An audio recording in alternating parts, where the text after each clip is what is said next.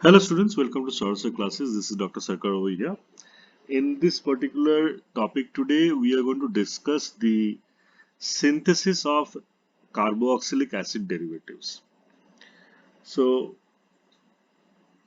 what are we trying to say over here? Suppose we want to synthesize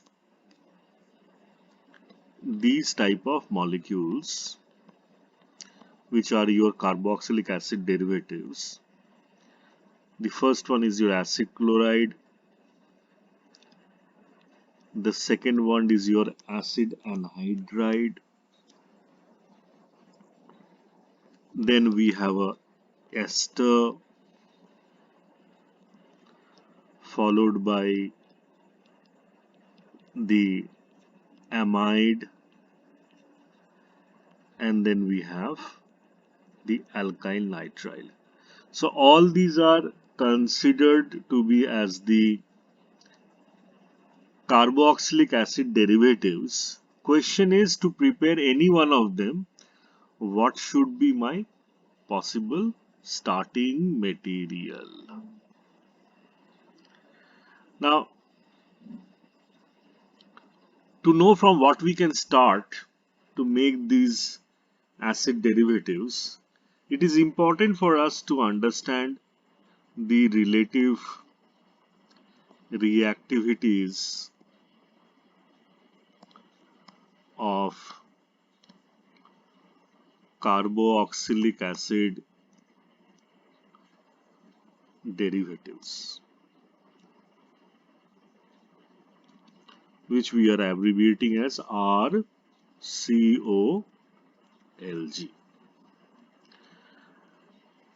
It is worthwhile to mention over here that the interconversion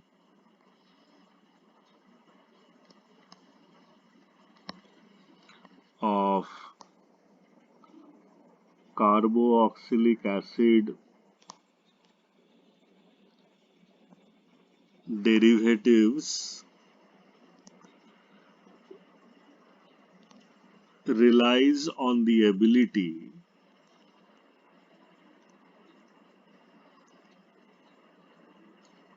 to replace one leaving group, okay, with another.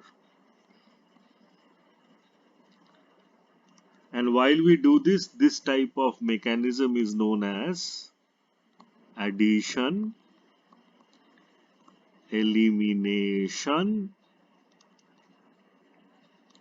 mechanism involving the collapse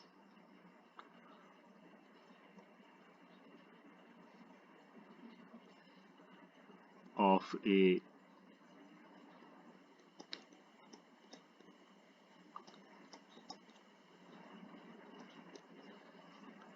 carbon tetrahedral intermediate. That means if we were to think of synthesizing, say over here, a ester from the acid chloride,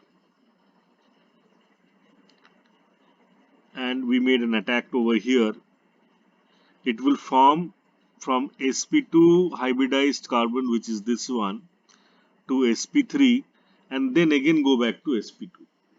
So that sp3 hybridized intermediate that is formed, that is known as CTI.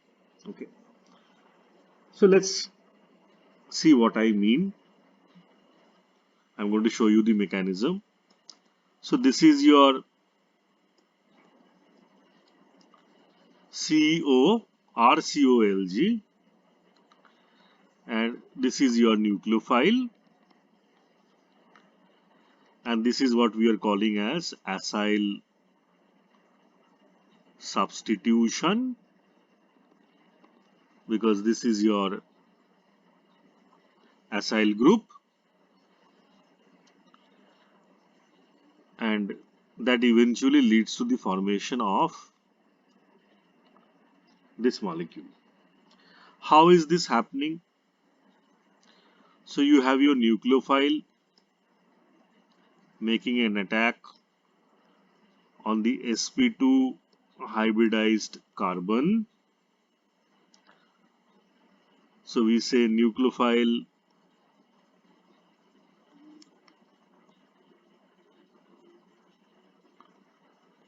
attacks, and so it is an addition type of reaction which will lead to the formation of the CTI,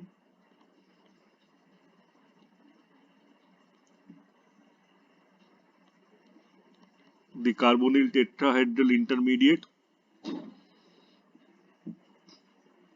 Now in the next step, which we are calling the collapse eject leaving group, and this is our elimination process. So this is addition elimination reaction in which the charge comes back, the negative charge on oxygen comes back to create the double bond, that is the formation of sp2 carbon again from the sp3, and the leaving group goes away. So this is the entire addition elimination reaction that will be occurring most of the times with the carboxylic acid intermediates. As generally observed with all the substitution reactions, the collapse of the carbonyl tetrahedral intermediate proceeds by ejecting the leaving group. Now, out here, reactivity will depend on the who is the best leaving group. Now, the best leaving group we know is the conjugate base of a strong acid. So the best leaving group in the case of carboxylic acid derivatives is the Cl, and that means acid chloride is most reactive of all the carboxylic acid derivatives, and so it is the ideal starting material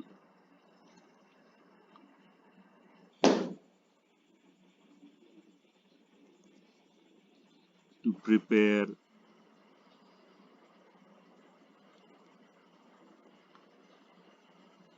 all other derivatives. That is what we can say.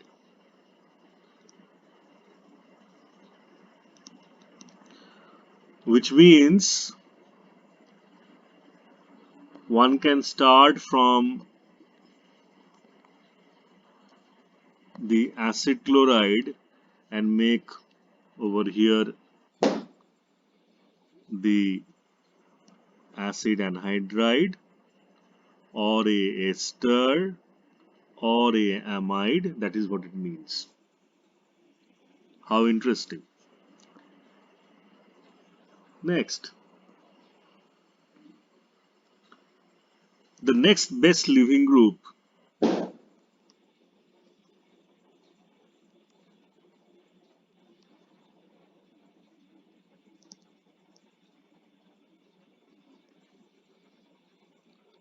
is the resonance stabilized carboxylate ion, which is our RCO2 minus, and so anhydrides are also very useful reagents for making the other derivatives.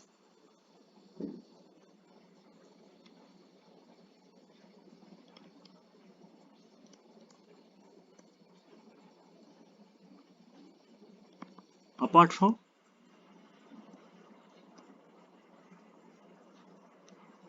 acid chlorides, because they are more reactive than the acid anhydrides. Now, when we are comparing the leaving groups of, say, the ester and that of the amide,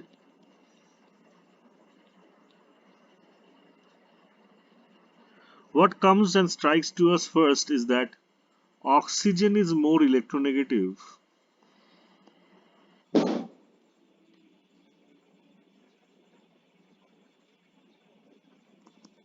than nitrogen. So what it means that the oxygen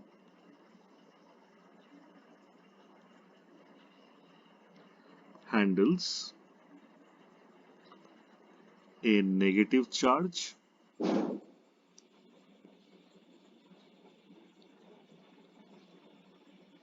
better than nitrogen, and hence the RO minus or a OH minus is better leaving group than the NH2 minus, which is strongly basic. Okay, so we can conclude that amides are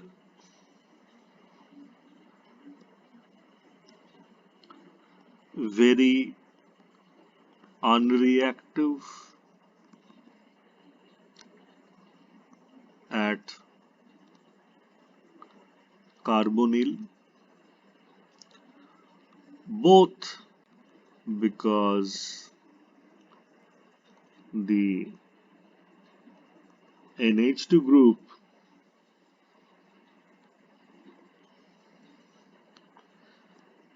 is a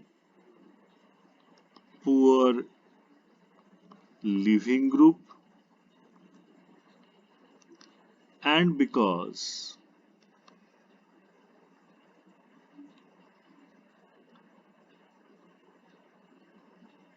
we will say because it is a good donor using the lone pairs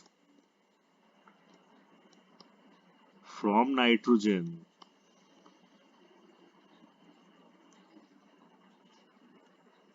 okay, to the carbonyl,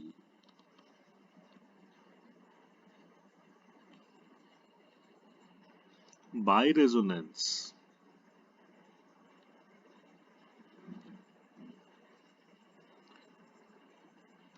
So this, in other words, makes the carbonyl more electron rich, and we will say therefore a poor electrophile.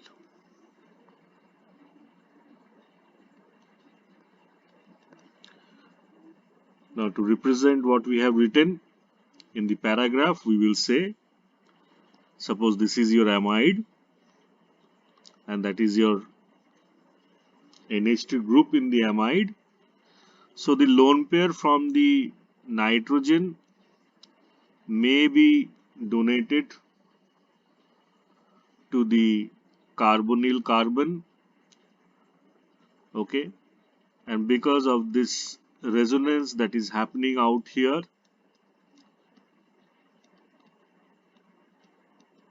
the one of the resonance structures that we can think of is as shown over here, okay, and because of this structure 2, one can conclude that the carbonyl carbon over here is becoming electron rich, and hence attack from a nucleophile from outside, okay, like this becomes less possible, okay. Now since there is a some double bond character over here,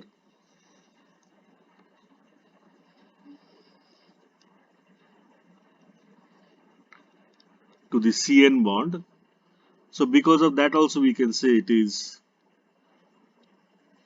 becoming a bad leaving group.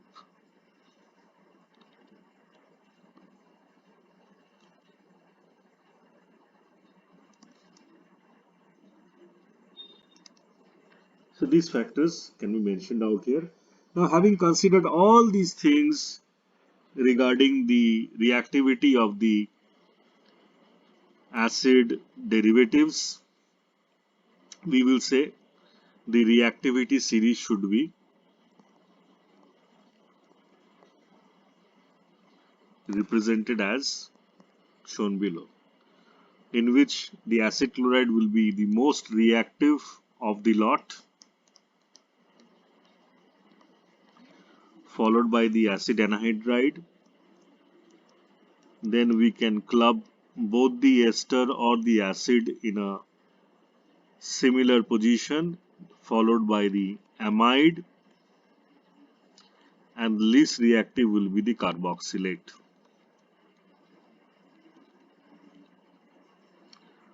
So this is the best for attack by a nucleophile, and this is the worst for attack by a nucleophile, because this is the best electrophilic center and this is the worst electrophilic center. Again, if you were to consider the leaving group ability,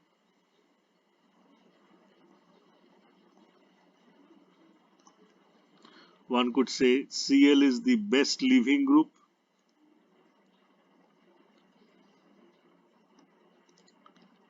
followed by the carboxylate, which is resonance stabilized. Just summarizing the entire thing that I have discussed. Then we have the OR or the OH minus, followed by NH2, as we have mentioned that the negative charge on nitrogen is not so stable. It's okay leaving group because the negative charge is stable on the oxygen because of higher electronegativity. Now, if you are thinking of a dinegative charge on the oxygen, this will be the worst leaving group.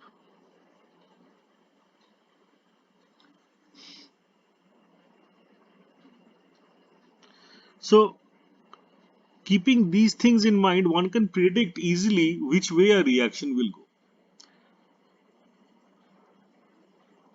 Okay, let's head it, give a heading, which way reaction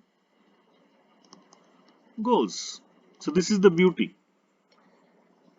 If I give you acid chloride right now, and I say I have given you a methoxide, we know this is a poor leaving group.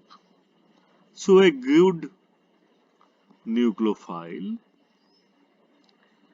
alright, and hence if I give you two arrows like this, which is indicating that it can go either way, and I'm assigning that if it went on the forward direction, then our expected product will be this, and it will give away the Cl minus, and we know the Cl is a better leaving group. So if this is a poor leaving group and this is a good leaving group, we will say the reaction will always go in the forward direction and never in the backward direction. So we will say forward reaction is favored, loss of better Lg, that is the leaving group. Okay, so that is the beauty. Again, if you are given another reaction in which, suppose you are given a benzamide and a carboxylate as the nucleophile, and suppose again we say if the reaction went forward, then one would have expected PHCOO or this mixed anhydride plus NH2. Now among NH2 and carboxylate, which is a better leaving group, we will say this is a better Lg. Bad leaving group will always say NH2, so this is a poor Lg. Reaction will go in that direction where the better leaving group is moved away. Okay, the better leaving group leaves away. So this is the better leaving group, so reaction should go in the backward direction, that is in this direction, and it will never go in the forward direction. Okay,